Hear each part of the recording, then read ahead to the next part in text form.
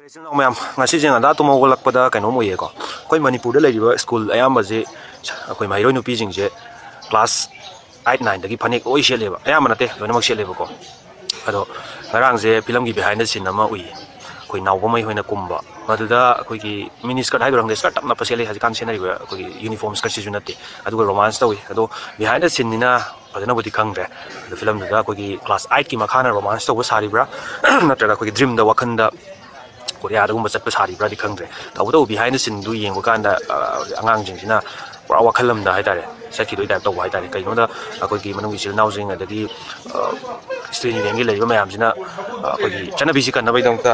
Selang gitu ada referensi ko. Aduh bu, aja kipu tu behind the scene tu katang hadu ragan angang jeng sina. Wakalon je pergi. Mau ya tu kita dress itu na. Mini sekali tak tahu pasal itu na pasal betul. Dan mana? Lagi betul kerana ubah ada ko.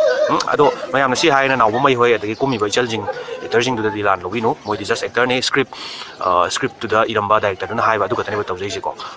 Aduh si hai na koi film Manipur ki film art sing je tu lana logi kan koi no da film art hai besi mirror of the society ni na lana logi ada ba.